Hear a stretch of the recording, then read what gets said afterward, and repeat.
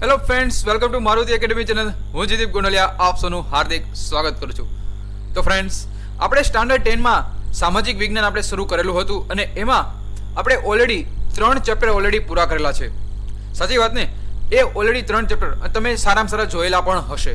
ન જોયા હોય હજુ સુધી તો ઉપર એક આઈ બટન તમે જોવા મળતું હશે, એના પર પ્રેસ કરજો અને એમાંથી તમને પૂરેપૂરા વિડીયો લેક્ચર તમને બધા મળી જશે.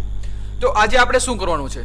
તો ફ્રેન્ડ્સ, વિદ્યાર્થી મિત્રો, આજે આપણે ભણવાનું છે સામાજિક વિજ્ઞાનનું સ્ટાન્ડર્ડ 10 ભારતનો સાહિત્યિક વારસો. ફ્રેન્ડ્સ, આ ચેપ્ટરમાં આઈએમપી ક્વેશ્ચન ક્યાં ક્યાં છે એ પણ હું તમને કહેવાનો છું, જેથી પૂરેપૂરો લેક્ચર જોજો અને વધુમાં વધુ લોકોને તમારા ફ્રેન્ડ સર્કલને શેર કરજો. અને ફ્રેન્ડ્સ, હજુ સુધી મારુતિ એકેડમી ચેનલને સબસ્ક્રાઇબ ન કર્યું હોય તો પહેલાં સબસ્ક્રાઇબ કરી દેજો અને બાજુમાં આવેલી ઘંટડી છે બેલ આઇકન છે એ પ્રેસ કરી દેજો, જેથી તમને આવા નવા મારા નવા વિડીયો તમને બધા મળતા રહે. તો ફ્રેન્ડ્સ, આજે આપણે ધમાકેદાર મિત્રો આ ચેપ્ટર એટલું ઇઝી બનાવી દઈશ મિત્રો, તમને બહુ હેલું લાગી જશે. આમાં ક્વેશ્ચન આન્સર સ્વરૂપે જ હું તમને ભણાવવાનું છું, જેથી તમને કંઈ વાંધો આવે નહીં. ઓકે ફ્રેન્ડ્સ, તો પૂરેપૂરો લેક્ચર જોજો અને વધુમાં વધુ લોકોને શેર કરજો. ચાલો આજે આપણે સ્ટાર્ટ કરીએ ભારતનો સાહિત્યિક વારસો. ફ્રેન્ડ્સ, સૌથી પહેલા આપણને એમ થાય કે આ સાહિત્યિક એટલે શું અને આ આપણે વારસો આપણે મેળો કેમ? ફ્રેન્ડ્સ, તમને ખબર હશે કે માનવી છે એ માનવીએ પોતાના વિચારો, ભાવો, લાગણીઓ અને ઉર્મિઓ અન્ય માનવી પ્રાણી સુધી પહોંચાડવી છે.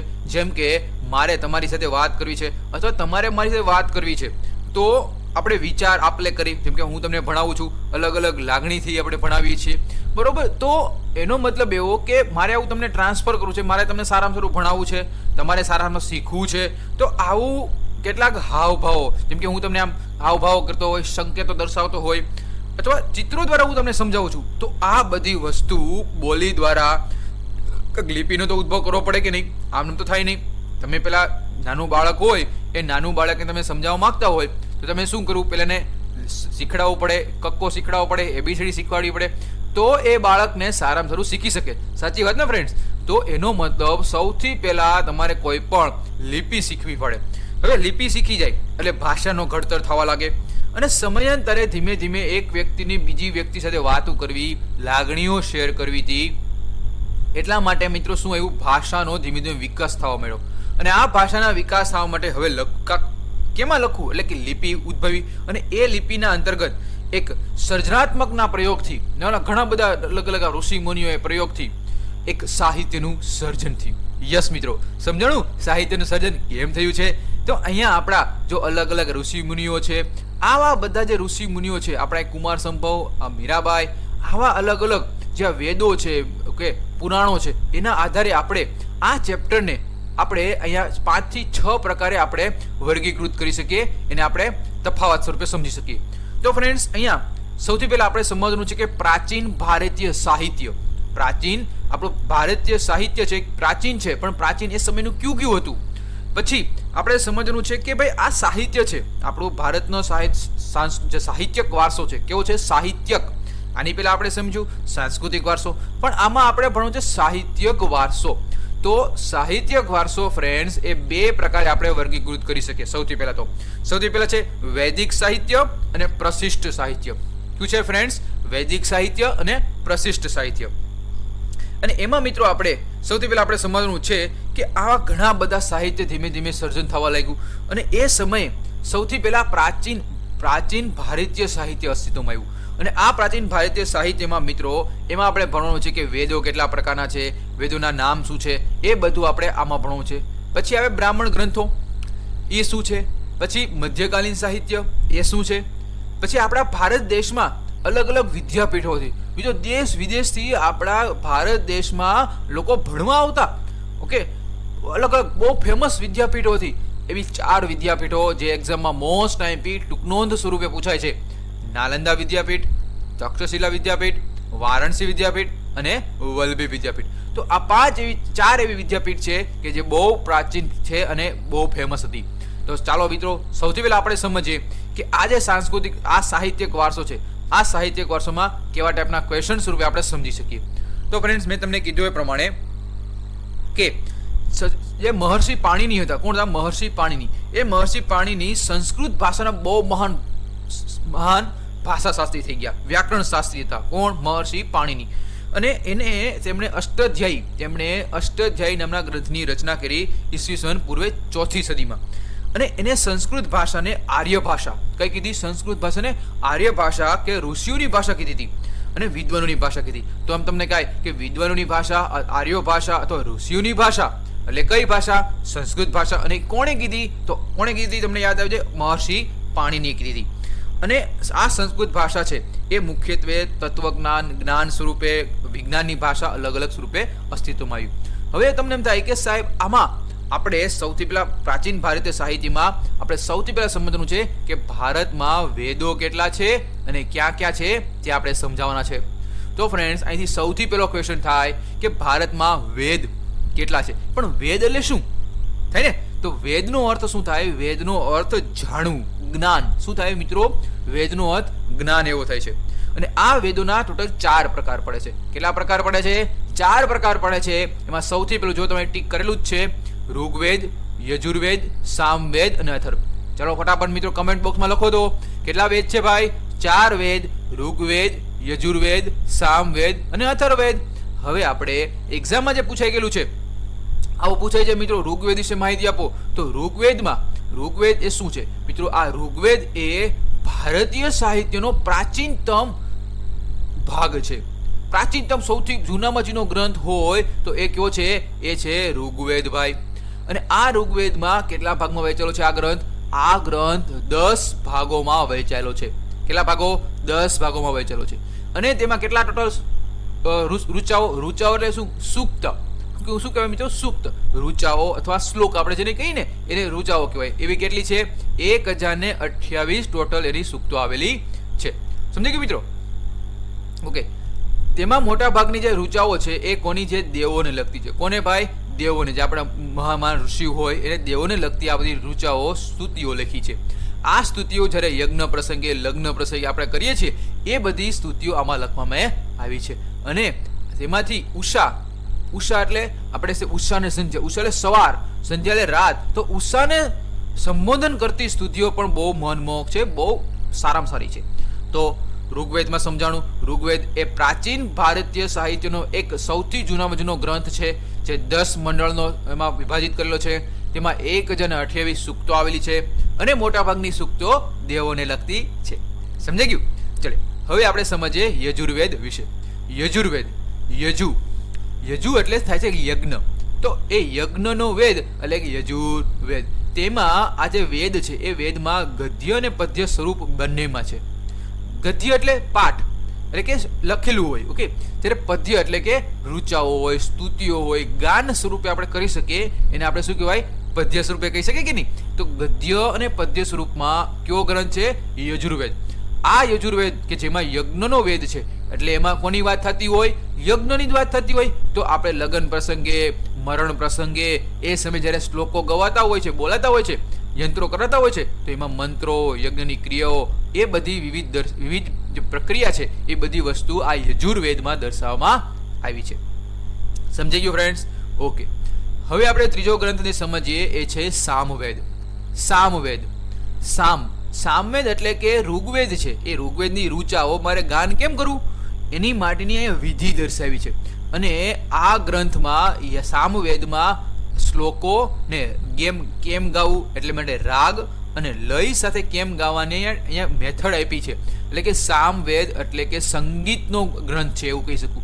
એટલા જ માટે આ ગ્રંથને કહેવામાં આવ્યું છે સામવેદ એટલે કે સંગીતની ગંગોત્રી. તો એક્ઝામમાં પૂછાય કે નીચેનામાંથી કયો ગ્રંથ છે કે જે સંગીતની ગંગોત્રી તરીકે ઓળખાય? તો કે કયો કહેશો મિત્રો? સામવેદ એટલે કે સંગીતની ગંગોત્રી. સમજાઈ ગયું? ઓકે. છેલ્લો અને આપણે ચોથો જોવાનો છે એ છે અથર્વવેદ. અથર્વવેદ એટલે શું? અથર્વવેદ એટલે કે જે અથર્વ મુનિ નામના મહાન એવા ઋષિએ લખેલો છે અથર્વવેદ. તો એને અનેક પ્રકારના કર્મકાંડો અને સંસ્કારોનું આમાં વર્ણન કરેલું છે.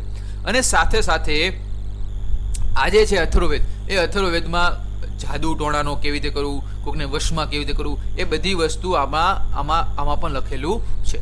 તો આમ મિત્રો ટોટલ કેટલા? 4 વેદ, ઓકે.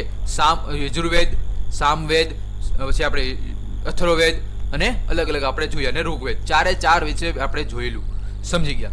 હવે આપણે જોઈએ કે પ્રાચીન ભારતીય સાહિત્ય તરીકે વૈદિક સાહિત્યનો પરિચય. તો ફ્રેન્ડ્સ ઓલરેડી આપણે હમણાં સમજ્યું એ જ પ્રમાણે તમે આમાં પણ લખી શકો. તો આ પ્રાચીન ભારતીય સાહિત્યમાં આપણે વૈદિક સાહિત્ય એટલે કે એમાં કોનો સમાવેશ થાય? તો ઋગ્વેદ, સામવેદ, અથર્વવેદ અને યજુર્વેદ. આ 4 વેદ ઉપરાંત બ્રાહ્મણ ગ્રંથોનો, આરણ્યકોનો, પછી ઉપનિષદો, વેદાંગ વગેરેનો આપણે સમાવેશ કરી શકીએ છીએ. સમજાઈ ગયું ફ્રેન્ડ્સ? પછી હમણાં આપણે જોયું ઋગ્વેદ. તો બીજી રીતે ક્વેશ્ચન કેવો પૂછાય? પ્રાચીન ભારતીય સાહિત્ય તરીકે વૈદિક સાહિત્યનો પરિચય આપો. તો આ અહીંયા અલગ અલગ મેં લખેલું છે અને એ બધી વસ્તુ આમાં મેં લખેલી છે. ઓકે મિત્રો, બીજું વસ્તુ મેં અહીંયા જોયેલું છે, તમે એકવાર વાંચી તમે સમજી શકો છો. ચલો હવે આપણે સમજવાનું છે બ્રાહ્મણ ગ્રંથો વિશે. તો બ્રાહ્મણ ગ્રંથો શું છે? બ્રાહ્મણ ગ્રંથો એટલે કે એમાં આ ગ્રંથોમાં વૈદિક મંત્રોનો અર્થો આપ્યા છે. જે આપણે સામવેદમાં, અથર્વવેદમાં અને ઋગ્વેદમાં જે મંત્રો બોલવાના હોય છે એનો ખરેખર અર્થ શું થાય એ આમાં બ્રાહ્મણ ગ્રંથોમાં આપ્યા છે. અને તેમાં વિવિધ યજ્ઞો અને તેને લગતી વિધિઓ માટેનું માર્ગદર્શન આમાં આપવામાં આવ્યું છે. તો બ્રાહ્મણ ગ્રંથોમાં શું આપ્યું છે?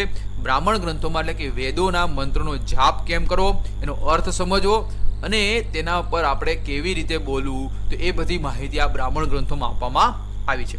અને આ બ્રાહ્મણ ગ્રંથો કયા સ્વરૂપે? પદ્ય સ્વરૂપે, પદ સ્વરૂપે, કેવા અલગ અલગ પદ સ્વરૂપે આપવામાં આવેલા છે. પછી છે આરણ્યક ગ્રંથો. શું છે ફ્રેન્ડ્સ? આરણ્યક ગ્રંથો. આરણ્ય એટલે શું થાય? આરણ્ય એટલે કે જે આર્યો હતા. ઓકે, આર્યો હતા ને, આપણે તમને ખબર હશે કે આપણે જે ભારત દેશમાં આ ભારત દેશ છે. ઓકે, આ હું તમને લાગતું નથી પણ સમજી જાઓ કે આપણો ભારત દેશ છે. તો ભારત દેશ એ અહીંયાથી જ્યારે સિંધુ ખીણની સંસ્કૃતિ હતી ત્યારે અહીંયાથી આર્યો આવ્યા હતા. ઓકે, પશ્ચિમ દિશાથી. તો જે આર્યો આવ્યા હતા તો એ આર્યો સૌથી પહેલા એ ક્યાં લેવા લાગ્યા? એનો જીવનનો અંતિમ સમય છે એ અરણ્યમાં. અરણ્ય એટલે કે જંગલમાં જઈને ગાળવા લાગ્યા. અરણ્ય એટલે શું થાય મિત્રો? વન અથવા જંગલ. તો વન અથવા જંગલમાં આશ્રમ બાંધી અને સતત ચિંતન કરે અને તત્વજ્ઞાનથી ભરપૂર એવું સાહિત્ય બનાવ્યું અને આપણે કહેવાય આરણ્ય ગ્રંથો. આરણ્ય એટલે કે જંગલ અથવા વનમાં જઈને જે ગ્રંથો લખાયા એને આપણે શું કહેશું? આરણ્ય ગ્રંથો. તો આરણ્ય ગ્રંથો એ આર્યોએ જંગલમાં વસવાટ કરીને સતત ચિંતન કરીને અને રચેલું તત્વજ્ઞાનથી સભર એવું સાહિત્ય એટલે શું આપણે કહેશું? આરણ્યક ગ્રંથો. ફ્રેન્ડ્સ સમજાઈ ગયું ને? ઓકે, હવે આપણે સમજવાનું છે ઉપનિષદો વિશે. ચાલો, તો ઉપનિષદો એટલે શું? ઉપનિષદો એટલે મિત્રો આપણે એમ થાય ઉપનિષદો એટલે કોને કહેવાય? સૌથી પહેલા આપણે સમજીએ કે ઉપનિષદો કહેવાય કોને.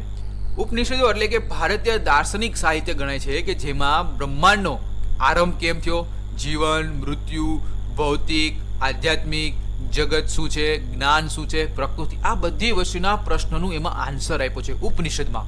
ઓકે, અને આ એમાં એક ઉપનિષદ છે, ઘણા બધા અલગ અલગ ઉપનિષદ છે. એમાં એક બૃહદારણ્યક અને છાંદોગ્ય છે એ બહુ ફેમસ ઉપનિષદ છે. કંઠોપનિષદ છે, અલગ અલગ માંડુક્ય ઉપનિષદ છે. આવા ઘણા બધા ઉપનિષદ આવેલા છે અને એમાં આવું બધું જીવન, મૃત્યુ, ભૌતિક વસ્તુ, ભૌતિક આધ્યાત્મિક જગત એની બધી વસ્તુના પ્રશ્નોનું આમાં સોલ્યુશન આપવામાં આવ્યું છે.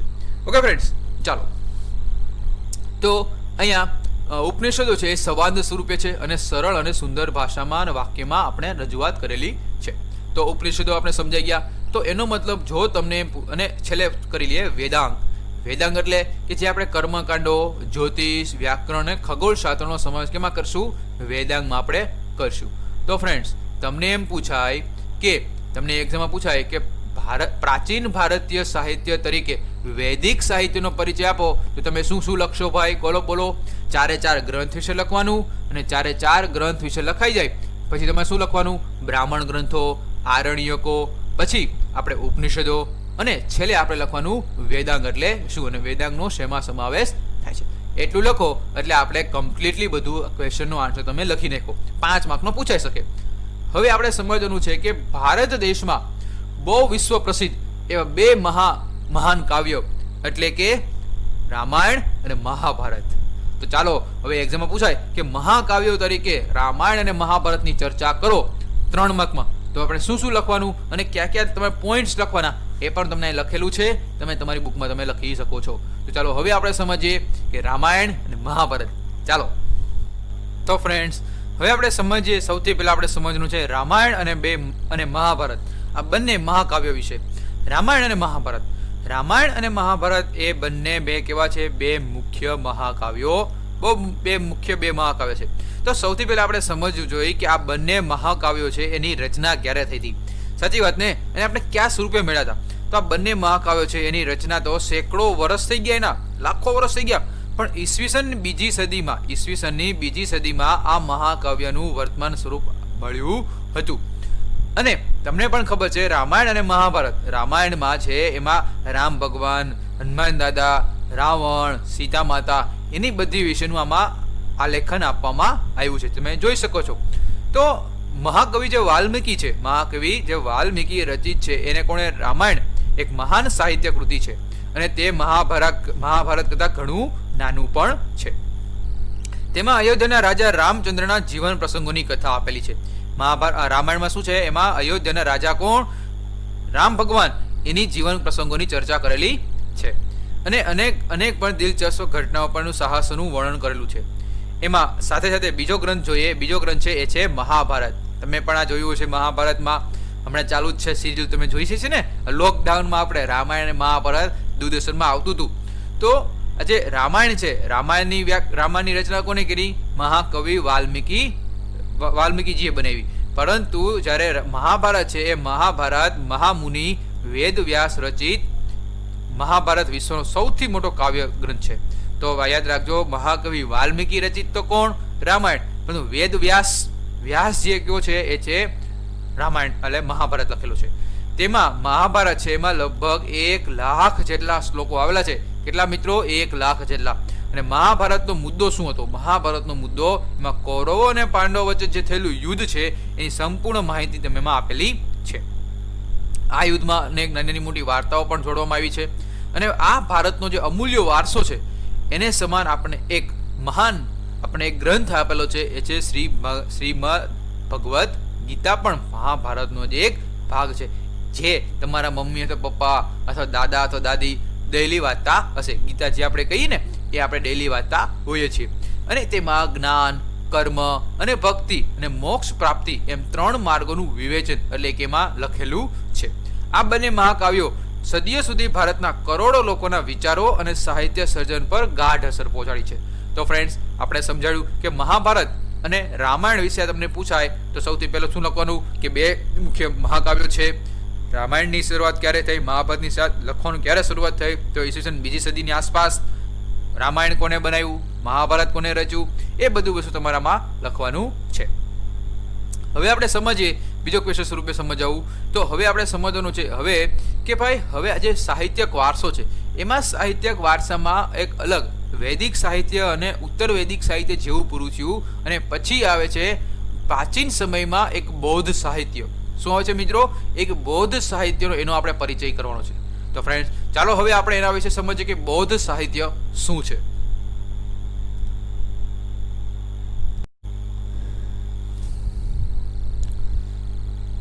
તો ફ્રેન્ડ્સ, હવે આપણે જોવાનું છે કે પ્રાચીન સમય બૌદ્ધ સાહિત્યનો પરિચય. એક્ઝામમાં પૂછાય કે ભાઈ 2 માર્કમાં પૂછાય, ખાલી લ્યો. અને આમાંથી MCQ પણ પૂછાઈ શકે છે. ફ્રેન્ડ્સ, ધ્યાનપૂર્વક સાંભળજો કે જે બૌદ્ધ સાહિત્ય છે એ બૌદ્ધ સાહિત્ય, પ્રારંભિક બૌદ્ધ સાહિત્ય છે એ કઈ ભાષામાં લખાયેલું છે. સૌથી પહેલો જ MCQ અહીંથી નીકળે કે પ્રાચીન જે બૌદ્ધ સાહિત્ય છે કઈ ભાષામાં લખેલું છે? તો ભાઈ યાદ રાખજો ફ્રેન્ડ્સ, પાલી ભાષામાં. કઈ ભાષામાં? આ જે બૌદ્ધ સાહિત્ય છે, બૌદ્ધ ભગવાન, બરોબર, એનું જે સાહિત્ય લખેલું છે એ કઈ ભાષામાં છે? પાલી ભાષામાં લખાયેલું છે. આ સાહિત્ય છે બૌદ્ધ સાહિત્ય કે જે 3 ભાગમાં અલગ અલગ વિસ્તૃત કરેલું છે. કેટલા ભાગમાં? 3 ભાગમાં. એ જે 3 ભાગમાં વહેંચાયેલું હોય એને આપણે શું કહીશું? ત્રિપિટક. શું કહેવાય? ત્રિપિટક. અને આ ત્રિપિટકના 3 પ્રકાર પડે છે: સુત્ત પિટક, વિનય પિટક અને અભિધમ પિટક. એક્ઝામમાં પૂછાય કે ત્રિપિટક કેટલા પ્રકાર પડે છે? તો કહેવાનું 3 પ્રકાર પડે છે. અને ક્યાં છે? તો સુત્ત પિટક, વિનય પિટક અને અભિધમ પિટક. આ સુત્ત પિટક છે એમાં મુખ્યત્વે કોનો સમાસ થાય છે? તો ભાઈ સુત્ત પિટક છે એમાં મુખ્યત્વે બુદ્ધ અને તેમના શિષ્યો વચ્ચે જે સંવાદ છે, વાતુચીતું સમજાવવાનું કર્યું હતું. કોને? બૌદ્ધ ભગવાને તેમના શિષ્યો વિશે એ જે વાર્તા સ્વરૂપે સમજાયું છે એ આ સુત્ત પિટક એમાં લખવામાં આવ્યું છે. જ્યારે વિનય પીટકમાં શું લખેલું છે? વિનય પીટકમાં જે બૌદ્ધ સંઘના જે બૌદ્ધિસ્ટ હોય એ લોકોના કેમ રહેવું, કેમ નિયમો પાલન કરવા, એ બધી વસ્તુનું માહિતી આપવામાં આવી છે. અને સાથે સાથે જે રાજા મિનેન્ડર હતો અને બૌદ્ધ તત્વજ્ઞાની નાગસેન વચ્ચેનો સંવાદનો ગ્રંથ એટલે કે મિલિંદ પન્હો એ પણ એક બૌદ્ધ સાહિત્યનો મહત્વનો ગ્રંથ છે. શું છે મિત્રો? જે રાજા મિનેન્ડર અને બૌદ્ધ તત્વજ્ઞાની નાગસેન હતા ને એ વચ્ચેનો જે ગ્રંથ, બે વચ્ચેનો સંવાદ એટલે કે મિલિંદ પન્હો એટલે કે બૌદ્ધ સાહિત્યનો મહત્વનો ગ્રંથ છે. અને બીજું છે અશ્વઘોષ રચિત. અશ્વઘોષે એક બુદ્ધ ચરિત નામનું એક સંસ્કૃત ભાષામાં સાહિત્ય રચ્યું છે. એ પણ આ બૌદ્ધ સાહિત્યનો પરિચય કરાવે છે. તો આપણે અહીંયા પ્રાચીન સમયમાં બૌદ્ધ સાહિત્યનો પરિચય તમારે કરવાનું કે તો આપણે શું કહેશું કે સૌથી પહેલા ત્રિપિટક કેટલા પ્રકારના, કઈ ભાષામાં લખાયેલું, અને અહીંયા એક બે ગ્રંથ યાદ રાખજો, એક છે મિલિંદ પન્હો અને Buddha Charit. Okay my friends, હવે આપણે સમજવાનું છે કે આ પ્રાચીન સાહિત્ય આપણે સમજી ગયા. હવે આ પ્રાચીન સાહિત્યનો આપણે એક્ઝામમાં પૂછાય કે પ્રાચીન ભારતીય સાહિત્યનો પરિચય લખો. એટલે જો તમને એવું ન કે ભાઈ વૈદિક સાહિત્ય વિશે માહિતી આપો કે ભાઈ ઉત્તર વૈદિક સાહિત્ય વિશે, રામાયણ, ના એવું ન કે, પણ તમને એમ પૂછાય કે પ્રાચીન ભારતીય સાહિત્યનો પરિચય. શું બોલું છું? ફરીથી બોલું છું, પ્રાચીન ભારતીય સાહિત્યનો પરિચય આપો. તો તમારે શું લખવાનું? તો હવે હું જે સમજાવું એ તમારે એટલું લખવાનું જે 5 માર્કમાં એક્ઝામમાં પૂછાઈ શકે છે. તો સૌથી પહેલા ઋગ્વેદ વિશેની માહિતી લખવાની, પછી આ જે 3 ગ્રંથ લખ્યા, અને પછી આપણે વેદો ગ્રંથો લખ્યા ને બ્રાહ્મણ ગ્રંથો, એના વિશે માહિતી લખવાની, પછી ઉપનિષદો રચાણા એવું લખવાનું, અને પછી આપણે મેં તમને સમજાવ્યું એ પ્રમાણે કે આ સમયમાં મહાન એક વ્યાકરણ શાસ્ત્રી થઈ ગયા. કોણ હતા? પાણિની. એને સંસ્કૃત ભાષામાં અષ્ટાધ્યાયી નામનો એક પ્રખ્યાત વ્યાકરણ ગ્રંથ તૈયાર કર્યો. પ્રાચીન ભારતીય સાહિત્યમાં મહાકાવ્યો રામાયણ અને મહાભારત લખ્યા. પ્રાચીન બૌદ્ધ સાહિત્યમાં જે પાલી ભાષામાં લખાયેલું છે, જે ત્રિપિટક તરીકે ઓળખાય છે, એના વિશે માહિતી લખવાની. આમ, અને આજે સૌથી સારામાં સારો સાહિત્યનો પીરિયડ કયો હતો? એ તો ગુપ્ત યુગ. ચંદ્રગુપ્ત મૌર્ય હતા ને, તો કુમારગુપ્ત, એ ગુપ્તનો પીરિયડ કે સંસ્કૃત સાહિત્યમાં કાવ્ય અને નાટકના વિકાસનો સુવર્ણ યુગ હતો. કેમ સુવર્ણ યુગ? કારણ કે આ યુગમાં મહાકવિ કાલિદાસ, ભવભૂતિ, ભારવી થઈ ગયા. એ પછીના સમયમાં શંકરાચાર્ય પણ એક ભાષ્ય નામની ગ્રંથની રચના કરી હતી. અને આ જ સમય દરમિયાન તમિલ અને તેલુગુ અને કન્નડ અને મલયાલમ એ 4 દ્રવિડ કુલની ભાષામાં તમિલ સાહિત્ય અસ્તિત્વમાં આવ્યું, અને એની ભાષા કઈ હતી? તમિલ સાહિત્ય. તો આ બધું તમે ગ્રંથો છે, તમે ગ્રંથો જોઈ શકો છો. તો આ બધા ગ્રંથો તમે આપણા લખી શકીએ છીએ. તો ફ્રેન્ડ્સ, તમને પ્રાચીન સાહિત્ય વિશે માહિતી આપે, તમને પૂછે તો તમારે એટલું લખવાનું છે. હવે આપણે એક્ઝામમાં પૂછાઈ શકે કે ગુપ્ત યુગના સંસ્કૃત સાહિત્યનો પરિચય આપો. શું કે ગુપ્ત યુગના સંસ્કૃત સાહિત્ય, અથવા એમ પૂછાય કે ગુપ્ત યુગને સંસ્કૃત સાહિત્યનો સુવર્ણ યુગ કેમ કહેવામાં આવે છે? કારણ આપી સમજાવો અથવા વર્ણન કરો. તો તમે શું લખશો? તો ચાલો હવે એના વિશે હું તમને સમજાવું. જે ગુપ્ત યુગ છે એ ગુપ્ત યુગમાં સંસ્કૃત સાહિત્યના કાવ્યો અને નાટકોનો સુવર્ણ યુગ કહેવાય છે. બસ શું કામ કહેવાય છે? કારણ કે ફ્રેન્ડ્સ, આ સમયમાં મહાન એવા કવિઓ થઈ ગયા. જેમ કે મેં તમને કીધું એ પ્રમાણે કાલિદાસ, ભવભૂતિ, ભારવી, ભર્તુહરી, બાણભટ્ટ અને માઘ, 6 પ્રકારના મહાન એવા સાહિત્યકારો થઈ આ સમગ્ર ભારતમાં પ્રખ્યાત થઈ ગયા. અને એમાં સૌથી મહાન એવા કવિ કાલિદાસ. અને કાલિદાસ છે મિત્રો, એને ઘણી ખરી ઉત્કૃષ્ટ શૈલીના કારણે વિશ્વ પ્રસિદ્ધમાં થઈ ગયા. અને તેમણે 3-4 ગ્રંથો તો એવા જબરદસ્ત એને કૃતિ રચી કે વિશ્વભરમાં ફેમસ થઈ ગઈ. એમાં સૌથી ફેમસ હતી અભિજ્ઞાન શાકુંતલમ. કઈ છે ફ્રેન્ડ્સ? અભિજ્ઞાન શાકુંતલમ ગ્રંથ. કુમાર સંભવ, રઘુવંશ, મેઘદૂતમ અને ઋતુસંહાર, આ બધી કૃતિ છે એ કાલિદાસની બહુ ફેમસ અને 2 નમૂન કૃતિ હતી. આ સમયની અન્ય પ્રસિદ્ધ કૃતિમાં બાણભટ્ટ રચિત હર્ષચરિત, કાદંબરી, ભવભૂતિ રચિત ઉત્તરામચરિત, ભારવી રચિત કિરતાજુન્યમ, વિશાખાદત્ત રચિત મુદ્રરાસક, સુધર રચિત મુચ્છકટિકમ અને દંડી રચિત 10 કુમાર ચરિતનો વગેરેનો આપણે સમાવેશ થાય છે. તો અહીંયા આપણે એમ કહી શકીએ કે ગુપ્ત યુગમાં જે સંસ્કૃત સાહિત્ય છે એમાં સૌથી મહાન એવો કવિ કાલિદાસ હતા. કાલિદાસની કઈ જે કવિ જે કૃતિઓ હતી? અભિજ્ઞાન શાકુંતલમ, કુમાર સંભવમ, રઘુવંશ, મેઘદૂતમ અને ઋતુસંહાર. પછી બાણભટ્ટ રચિત હર્ષચરિત, કાદંબરી, ભવભૂતિ, ઉત્તરામચરિત, ભારવી રચિત, કિરાતાજુન્યમ, આ બધી ગ્રંથો છે એનો વગેરેનો આપણે સમાવેશ કરી શકાય છે, જે તમને અહીંયા ફોટા સ્વરૂપે મેં તમને દર્શાવવા માંગ્યું છે. જો મેઘદૂતમ, કુમાર સંભવમ અને અભિજ્ઞાન શાકુંતલમ. ઓકે, રાજકીય પ્રસંગો, પ્રણય પ્રસંગો, રૂપકો, હાસ્ય પ્રસંગો, તત્વજ્ઞાનો વગેરે આ ગ્રંથોના મુખ્ય વિષયો હતા. આ બધી જે કૃતિ છે એ કૃતિનો મુખ્ય સ્ત્રોત શું હતું, એમાં લખવામાં શું હતું ભાઈ? એમાં રાજકીય રાજા મહારાજોની પ્રસંગો લખવામાં આવતા, પ્રેમ પ્રસંગો લખવામાં આવતા, રૂપકો, નાટકો, હાસ્ય પ્રસંગો, એવું બધું વસ્તુ લખવામાં આવતું હતું. હવે આપણે સમજીએ કે ભાઈ તો આપણું ગુજરાત કેમ પાછળ થઈ જાય? સાચી વાત ને? તો ગુજરાતી ગદ્ય પદ્ય વિશે આપણે સમજવું પડે. અને પ્રાચીન યુગથી જૂની ગુજરાતી ભાષામાં પદ્ય સાહિત્ય બહુ રચાતું હતું. સમય જતાં જતાં ગુજરાતી ભાષાનો વિકાસ થયો અને અનેક કૃતિઓ રચાઈ. અને એમાં અનેક કૃતિ રચનાર સૌથી ફેમસ એક તમે પણ જાણો છો, જુનાગઢના રહેવાસી નરસિંહ મહેતા અને મીરાબાઈ.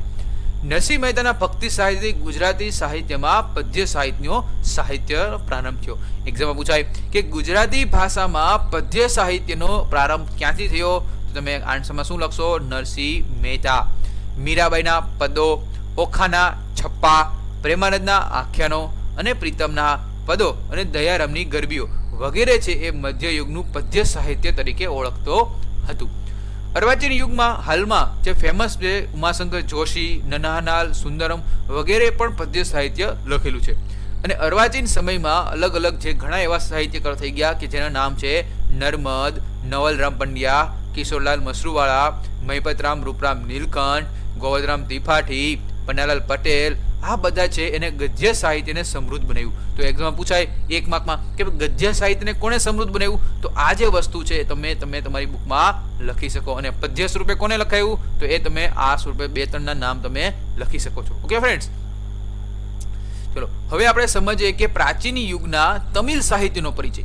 ક્યાં સમય? જો પ્રાચીન સમયનું આપણે જોયું, વૈદિક સાહિત્ય જોયું, ગુજરાતી સાહિત્ય જોયું. હવે આપણે સમજીએ કે પ્રાચીન યુગમાં જે તમિલ સાહિત્ય હતું, તો આજે તમિલ સાહિત્ય છે ફ્રેન્ડ્સ એ દક્ષિણ ભારતમાં હતું, મોર ફેમસ હતું. તો તમિલ જે છે એ પ્રાચીન યુગ દરમિયાન આ 4 ભાષા એટલે કે જે દ્રવિડ કુલની ભાષા કહેવાતી એ ભાષામાં 4 ભાષાઓ દ્વારા અલગ અલગ સાહિત્ય અસ્તિત્વમાં આવ્યું. એ કઈ કઈ ભાષા સ્વરૂપે? તમિલ સ્વરૂપે, તેલુગુ, કન્નડ અને મલયાલમ. એ 4 દ્રવિડ કુલની ભાષામાં સાહિત્ય રચાણું હતું. અને એમાં સૌથી જૂનામાં જૂની ભાષા કઈ છે? તમને પણ ખ્યાલ છે કઈ છે? જે તેના દર્શાવવામાં આવી છે. કઈ છે ભાઈ? તમિલ છે એ સૌથી જૂનીમાં જૂની ભાષા છે. તમિલ સાહિત્ય એ ઈસવીસનના પ્રારંભમાં જ સમયમાં રચાયેલું છે. આ સમયમાં ભારતની પ્રચલિત પરંપરા મુજબ 3 સંગમોની રચના થઈ. કયા સંગમો? 3 સંગમોની રચના થઈ. અને આ સંગમોમાં શું હતું? આ સંગમોમાં આશ્રયે અનેક સંતો અને કવિઓની પોતાની કૃતિ રચી, જેને આપણે સંગમ સાહિત્ય તરીકે ઓળખાય છે. સંગમ સાહિત્ય એટલે એવું સાહિત્ય કે જેમાં આશ્રમો જે સંતો હોય, કવિઓ હોય, તો એના પોતાની કૃતિ એ આ સાહિત્યમાં લખેલી હતી. અને કયા ભાષામાં? તમિલ ભાષામાં. સાથે સાથે અલગ અલગ તમે 3 સાહિત્ય ગ્રંથો તે 3 સંગમ સાહિત્યો છે. એ સંગમ સાહિત્યમાં ખરેખર છે શું? રાજનીતિ, યુદ્ધ, પ્રેમ સંબંધ વગેરે સંગમ સાહિત્યના મુખ્ય વિષયો હતા. એત્તુ થોક્કઈ જે 8 કાવ્યનું સંકલ છે. એત્તુ થોક્કઈ, થોક્કઈ એટલે 8. ઓકે, તો 8 કાવ્યનું સંકલન એત્તુ થોક્કઈ. તોલ્કાપ્પિયમ જે વ્યાકરણ ગ્રંથ છે તમિલ સાહિત્યનો. પછી પથ્થુપાતુ જે 10 ગીતોનો સમાવેશ છે. આ 3 સંગમ સાહિત્યના પ્રખ્યાત ગ્રંથો છે. એક્ઝામમાં પૂછાય કે નીચેનામાંથી કયા 3 સંગમ સાહિત્યના પ્રખ્યાત ગ્રંથોનો સમાવેશ કરવામાં આવતો નથી? તો આ 3 તો આપેલા જ હોય, એત્તુ થોક્કઈ, તોલ્કાપ્પિયમ અને પથ્થુપાતુ. ચોથો જે હોય એ તમારો આન્સર હશે. સમજાય ગયું ફ્રેન્ડ્સ? કવિ તિરુવરે જે તમિલ સાહિત્યના મહાન એવા કવિ હતા, કવિ તિરુવલ્લુરે કુરલ નામના પ્રખ્યાત કાવ્ય સંઘની રચના કરી. અને તેને તેમાં જીવનમાં અનેક પાસાનું વિવેચન કરવામાં આવ્યું હતું. શિલ્પાતકર્યમ અને મણિમેખલાઈ એ પ્રારંભિક તમિલ સાહિત્યના ગ્રંથો તરીકે સમાવેશ આપણે કરી શકીએ છીએ. તો ફ્રેન્ડ્સ, તમને સમજાઈ ગયું કે પ્રાચીન યુગના તમિલ સાહિત્યનો પરિચયમાં શું શું લખવાનું? સૌથી પહેલા ક્યારે કેટલી ભાષામાં આવે છે? સૌથી જૂની ભાષા કઈ છે? આ જે ભાષા છે આ સાહિત્યમાં શું અગત્યનું છે? શું સંગમ સાહિત્ય? સંગમ સાહિત્ય 3 પ્રકારનું છે. એના વિશે આપણે માહિતી મેળવી. મિત્રો, પૂરેપૂરો લેક્ચર જોજો જેથી તમને પણ સમજાઈ જાય. હવે આપણે ખાલી ટૂંકમાં સમજાવી દઉં. ટૂંકમાં કે ભાઈ આ ટૂંકમાં પરિચય 2 માર્કમાં પૂછાય. એક્ઝામમાં 2 માર્કમાં ક્વેશ્ચન પૂછાય કે મધ્ય યુગના સંસ્કૃત સાહિત્યનો ટૂંકમાં પરિચય આપો. ક્યાં સાહિત્યનું? સંસ્કૃત. ફ્રેન્ડ્સ, તમારી જે બુક છે સામાજિક વિજ્ઞાનની બુક, ટેક્સ્ટ બુક, એમાં બધું ભેગું આપ્યું છે, એટલે તમને સમજાય નહીં. લખું શું એટલા માટે મેં આવી એક વસ્તુ બનાવ્યું છે જેથી તમને વધુ સારાથી સમજી શકો અને તમે લખી શકો. ઓકે ફ્રેન્ડ્સ, તો મધ્યયુગના સંસ્કૃત સાહિત્યનો ટૂંકમાં પરિચય આપો. તેમાં શું લખવું પડે કે મધ્યયુગ છે એ મધ્યયુગની શરૂઆતમાં કાશ્મીરમાં એક સોમદેવ થઈ ગયા અને કથા સરિત સાગર અને કવિ કલ્હણે રાજતરંગીણી નામના 2 મહાન ગ્રંથો લખ્યા. મિત્રો, સૌથી જૂનામાં જૂનો ગ્રંથ હોય મધ્યયુગનો તો રાજતરંગીણી છે અને એમાં આપણા ભારતનો ઇતિહાસની એમાં લખેલું છે. ભારતનો ઇતિહાસ કેવો હતો એ રાજતરંગીણીમાં લખેલું છે. રાજતરંગીણી એ કાશ્મીરના ઇતિહાસને આલેખતો ગ્રંથ છે. એક્ઝામમાં પૂછાય કે કાશ્મીરના ઇતિહાસને આલેખતો કયો ગ્રંથ છે ભાઈ, તો કયો કહેશો? કલ્હણ રચિત રાજતરંગીણી. અને એ ભારતનો સર્વપ્રથમ ઐતિહાસિક ગ્રંથ છે. પાછો એમસીક્યુ પૂછાય કે ભારતનો સર્વપ્રથમ ઐતિહાસિક ગ્રંથ રાજતરંગીણી કોને બનાવ્યો? કલ્હણે. કવિ જયદેવે રચિત ગીત ગોવિંદ નામના કાવ્ય ગ્રંથની રચના કરી અને જે ઉત્તમ સંસ્કૃત સાહિત્યનો અતિ સુંદર કાવ્ય સંગ્રહ છે. દક્ષિણ ભારતમાં શંકરાચાર્ય ભાષ્યની રચના કરી. તો ફ્રેન્ડ્સ, અહીંયા જોડકા સ્વરૂપે પૂછાઈ શકે, કલ્હણે શેની રચના કરી, ભાષ્ય શેની રચના કરી અને જયદેવે કોની રચના કરી? તો ફ્રેન્ડ્સ, તમને આવડી જશે. ઓકે, લાઈક કરતા જજો જેથી બધા લોકોને ખ્યાલ આવે. હવે આપણે સમજીએ કે મધ્યકાલીન યુગના તમિલ સાહિત્યનો પરિચય. તમને કે મધ્યકાલીન યુગના તમિલ સાહિત્યનો પરિચય. જો ફ્રેન્ડ્સ, અહીંયા આપણે આગળ જોયું એ પ્રાચીન યુગનું તમિલ સાહિત્ય હતું. ભૂલાય નહીં, પ્રાચીન યુગનું તમિલ સાહિત્ય પૂછાય તો એમાં ક્યાં તોલ્કાપ્પિયમ ને પથ્થુપાતું ને એવું બધું હશે. પણ તમને એમ પૂછાય કે મધ્યકાલીન યુગનું તમિલ સાહિત્યનો પરિચય આપણે તો શું લખવાનું? ચાલો સમજીએ. મધ્યયુગ દરમિયાન દ્રવિડ કુળની ભાષામાં ઘણું તમિલ સાહિત્ય રચાણું હતું. પ્રાચીન યુગમાં હતું જ, પણ મધ્યકાલીનમાં એટલું હતું. કન્નડ સાહિત્ય પર જૈન ધર્મની ગાઢ અસર થઈ હતી અને આ જૈન ધર્મની અસર હેઠળ કવિ જે પંપા, નામ યાદ રાખજો, કવિ પંપા, કે જે જૈન તીર્થંકરોના જીવન આધારિત આદિ પુરાણ ગ્રંથ રચેલો છે. કવિ પોન્નાએ 16મા જૈન તીર્થંકર શાંતિનાથના જીવન પર એક ગ્રંથ રચ્યો કે જેનું નામ છે શાંતિ પુરાણ. કવિ રન્ના એને અજીતનાથ પુરાણ અને ગદાયુદ્ધ નામનો ગ્રંથ રચેલો છે. આ યુગના કવિ 3 હતા. મધ્યકાલીન યુગના તમિલ સાહિત્યના 3 એવા મહાન કવિ પંપા, પોન્ના અને રન્ના. આરામથી યાદ રહી જાય, પંપા, પોન્ના અને રન્ના, કે જેને કન્નડ સાહિત્યની ત્રિમૂર્તિ પણ આપણે કહેવામાં આવે છે. એમાં કવિ કંબલ છે એ તમિલ ભાષામાં રામાયણની રચના કરી. જો ફ્રેન્ડ, આપણે આગળ સમજીએ કે રામાયણની રચના કવિતા તો વેદ વ્યાસે કરી હતી, એટલે આપણે જોયું ને. ઓકે, તો એમાં પણ અહીંયા શું છે, રામાયણની રચના કોણે કરી? તો રામાયણની તમિલ ભાષામાં કોણે કરી હતી? કવિ કંબલે કરી હતી. અને મધ્યયુગમાં મલયાલમ ભાષામાં પણ અલગ અલગ સાહિત્ય રચવાની ધીમે ધીમે શરૂઆત થઈ ગઈ હતી. આપણે જોયું કે ભાઈ રામાયણની રચના વેદવ્યાસે નહીં, કવિ વાલ્મીકીજીએ કરી હતી. સાચી વાત ને? વાલ્મીકીજીએ કરી હતી. પણ અહીંયા તમે જોજો કે રામાયણની રચના તમિલ ભાષામાં કોણે કરી? યાદ રાખજો, પૂછાય એવો ક્વેશ્ચન, કંબલે કરેલી છે. હવે આપણે સમજીએ કે મધ્યયુગ એ સમયમાં ધીમે ધીમે આપણે ખબર છે કે જે દિલ્હી સલ્તનત આવી ગઈ હતી. સાચી વાત ને? અકબર, હુમાયુ, ફિરોઝ શાહ તુગલક, તો એ આપણે 7મા ધોરણમાં ભણી ગયા છો. તો આજે એ સમયમાં ફારસી સાહિત્યનું પણ અલગ અલગ બહુ મહત્વ રહેલું છે. તો મધ્યયુગ દરમિયાન જે દિલ્હી સલ્તનત કાળ હતો તો એમાં ફારસી સાહિત્ય બન્યું. કેવું? ફારસી લોકોનું. તો અહીંયા આપણે જોવાનું છે કે મધ્યયુગમાં તમને પૂછાય ફારસી સાહિત્યનું વર્ણન કરો તો તમે શું લખશો? આજે મધ્યયુગ છે એ સમયમાં સલ્તનત કાળમાં ફારસીના દિલ્હીના સુલતાનોની રાજભાષા હતી. દિલ્હીના જે સુલતાનો હતા, આપણે વાત કરીએ પ્રમાણે ઔરંગઝેબ, હુમાયુ, અકબર, તો એની જે સુલતાનોની રાજભાષા કઈ હતી? ફારસી હતી. જે ભાષા હોય એના આધારે તો કાવ્ય બધું રચાવાનું છે. એટલા માટે એ સમયનું એક નવું સાહિત્ય કયું? ફારસી સાહિત્ય. આ ફારસી સાહિત્યના અસરને લીધે અનેક ફારસી શબ્દોનો પણ સમાવેશ ભારતીય ભાષામાં કરવામાં આવ્યો, જે તમે જોઈ શકો છો. મધ્યયુગમાં અનેક ઇતિહાસકારો થઈ ગયા. ઇતિહાસકાર જિયાઉદ્દીન બર્ની એક ખલજી અને તુગલક વંશના રાજ્યનું વિવરણ કરતો એક તારીખે ફિરોઝશાહી અને એના રાજકીય સિદ્ધાંતો વિશે ફતવાએ જહાંદરી નામના ગ્રંથો લખ્યા. યાદ રાખજો મિત્રો કે જિયાઉદ્દીન બર્નીએ ખલજી વંશ અને તુગલક વંશ, મોહમ્મદ બિન તુગલક અને અલાઉદ્દીન ખલજી, જોઈને પદ્માવત મૂવી, તેમાં કેવો હતો ખલજી વંશ, એના બધું એ જિયાઉદ્દીન બર્નીએ એક રાજ્ય કેવી રીતે કરતા એનું ગ્રંથ લખેલો છે. અને સાથે સાથે ફતવાએ જહાંદરી એમાં પણ નામના ગ્રંથો લખેલા છે. એ સમયના સૌથી મહાન સાહિત્યકાર, ઇતિહાસકાર, રહસ્યવાદી અને સંગીતકાર કોણ? અમીર ખુસરો. અમીર ખુસરોએ છે આશિકા, નૂર, સિપિહર, કિરાતુલ સદાયન નામની કૃતિઓ રચી. ઉપરાંત તેને અનેક કાવ્ય ગ્રંથો પણ રચા છે. દિલ્હીની આસપાસના પ્રદેશોમાં જે બોલાતી ત્યારે હિન્દી ભાષા છે એને અમીર ખુસરોએ તેની માતૃભાષા માનતો હતો અને એ ભાષામાં અનેક કવિઓ લખેલા છે, અનેક કાવ્યો લખેલા છે અને એમાં આપણે એને દ્વિભાષી ચોપાઈઓ અને દુહા પણ રચા છે.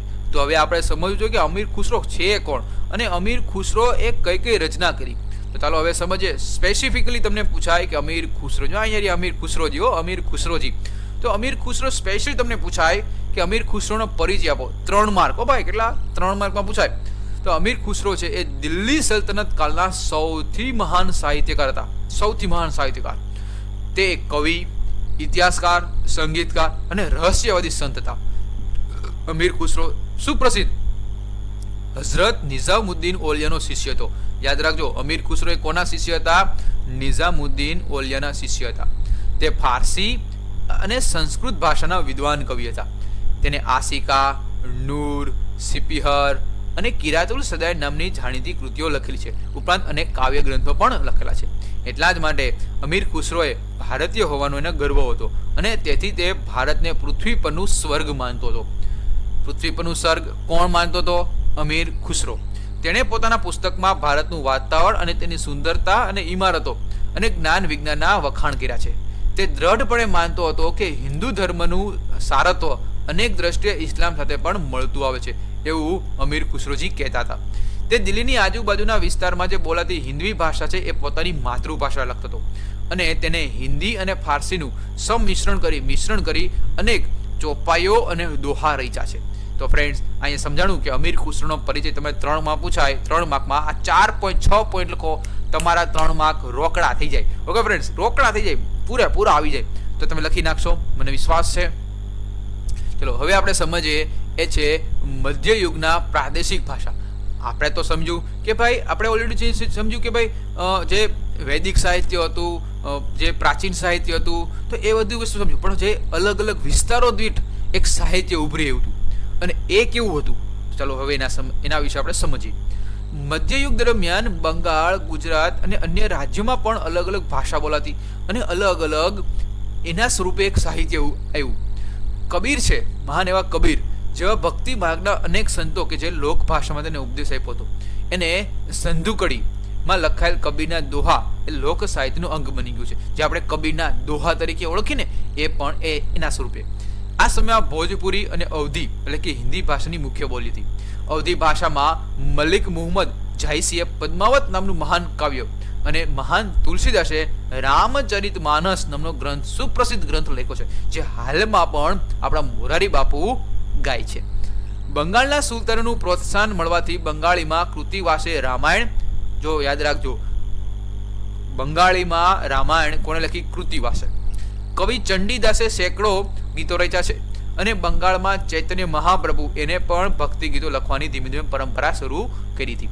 નરસિંહ મહેતા તો ખબર જ છે અને નામદેવ અને એકનાથ એ મરાઠી ભાષામાં ભક્તિ ગીતો રચ્યા છે. કાશ્મીરમાં જૈનુલ અબિદીન મહાભારત અને રાજતરંગીણી જેવા સંસ્કૃત ગ્રંથો ફારસીમાં તેને અનુવાદ કર્યો હતો. તો ફ્રેન્ડ્સ, આમાં શું છે કે ભાઈ અલગ અલગ જે ક્ષેત્રો હતા, ઉત્તર ભારત, દક્ષિણ ભારતમાં અલગ અલગ ક્ષેત્રો, એમાં અલગ અલગ ક્ષેત્રોની ભાષાના આધારિત અલગ અલગ સાહિત્ય રચાણું. તો એના આધારે સાહિત્ય વિશે ટૂંકમાં આપણે સમજાઈ ગયું. શું આપણે સમજીએ છીએ? ઓકે, હવે આપણે સમજીએ કે મધ્યયુગ દિલ્હી સલ્તનત કાળ પૂરો થઈ ગયો પછી કોણ આવ્યું? આપણે ખબર છે કોણ આવ્યું? બાબર આવ્યો. ઓકે, તો એ બાબર આવ્યા એટલે કે મુઘલકાલીન સાહિત્યનો પરિચય વિશે માહિતી આપો. મુઘલકાલીન કોણ? મુઘલકાલીન. તો ચાલો હવે આપણે એના વિશે સમજીએ સંપૂર્ણ માહિતી. બાબર એ તુર્કી ભાષામાં અને તુઝુકી બાબરી નામની પોતાની ભાષામાં પોતાની આત્મકથા લખી. કોને? બાબરે તુર્કી ભાષામાં તુઝુકી બાબરી, કે જે ફારસીમાં બાબર નામા તરીકે ઓળખાય છે. અને પછી બાદશાહ જહાંગીરે તુઝુકે જહાંગીરી નામની આત્મકથા પોતાએ લખી હતી. તો યાદ રાખજો, મુગલ બાદશાહ બાબર અને એના છોકરો કે જહાંગીર, છોકરાના છોકરો જહાંગીર, કે જેને પણ પોતાની આત્મકથા રચી છે. હુમાયુ એની બહેન ગુલબદન બેગમ, હુમાયુની આત્મકથા કે જે હુમાયુનામા લખેલી છે. બાદશાહ ઔરંગઝેબ એ પણ મહાન લેખક હતો. છેલ્લે મુગલ બાદશાહ બહાદુર શાહ જફર એ પણ પ્રખ્યાત ઉર્દુ કવિ હતો. બાદશાહના સમયમાં તુલસીદાસ થઈ ગયા. બાદશાહ કોણ? અકબરના સમયમાં કોણ કોણ થઈ ગયું? તુલસીદાસ, સુરદાસ, કેશવદાસ, રહીમ વગેરે હિન્દી ભાષાના મહાન સાહિત્યકારો તરીકે ઓળખવામાં આવે છે. બાદશાહ અકબરે તો મહાભારત, રામાયણ, અથર્વવેદ, ભગવદ્ ગીતા, પંચતંત્ર વગેરે ગ્રંથનો અનુવાદ કરાવી, ફારસી ભાષામાં અનુવાદ કરાવી અને એક સ્વતંત્ર ખાતાની પણ રચના કરેલી છે. તો અકબર છે એ મહાન એવો કોણ હતો?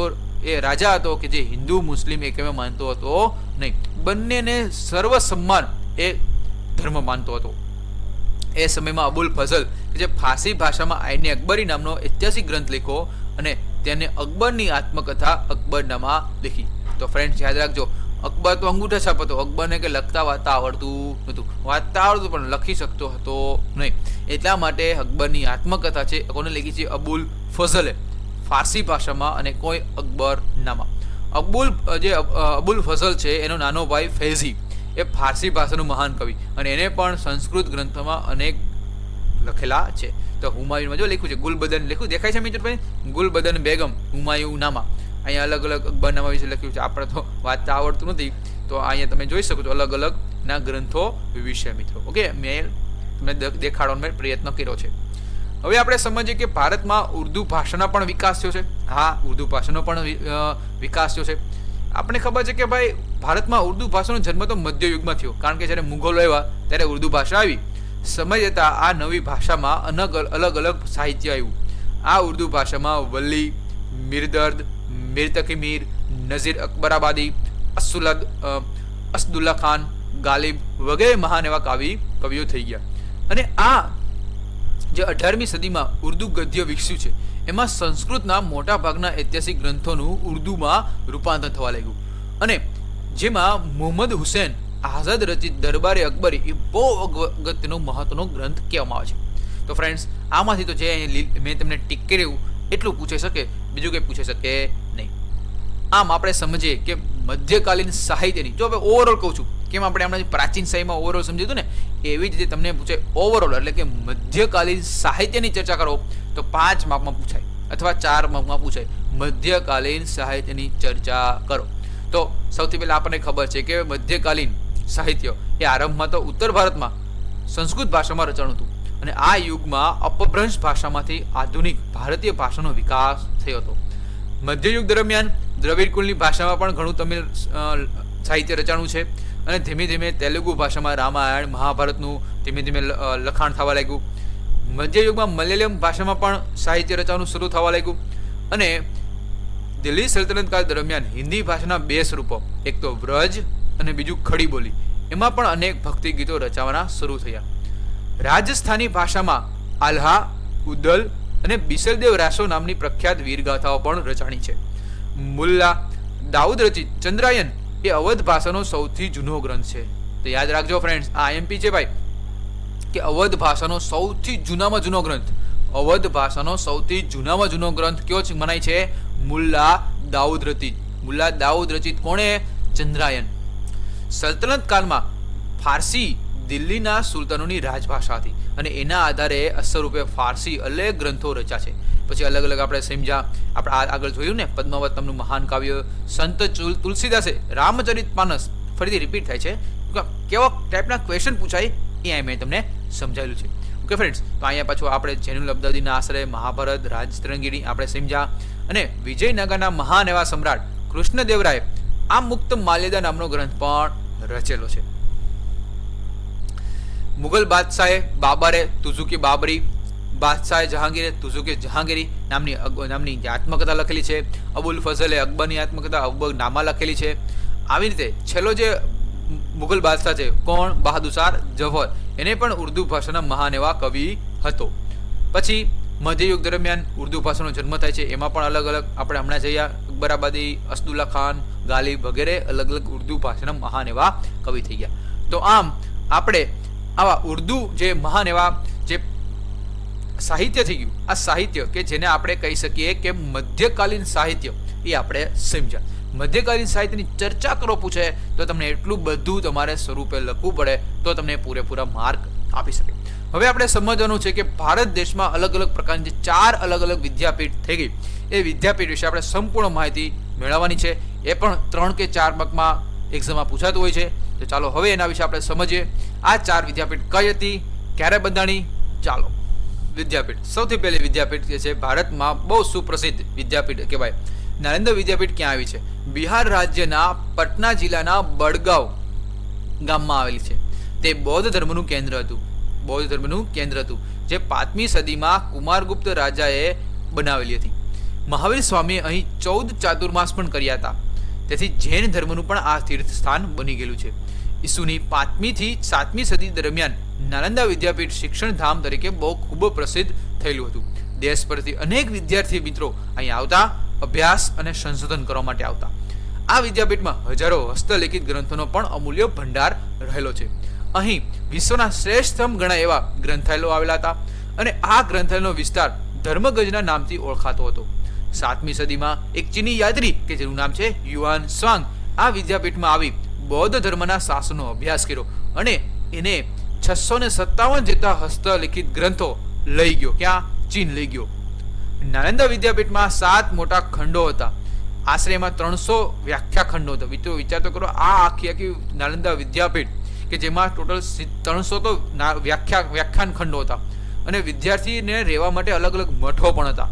વિદ્યાપીઠના નિભાવ માટે દાનમાં મળેલા અનેક ગામોની આવકમાંથી આ વિદ્યાર્થીઓને માટે રહેઠાણ, ભોજન, વસ્ત્રો વિનામૂલ્યે 1 પણ રૂપિયાનો પૈસા લીધા વગર આપવામાં આવતું.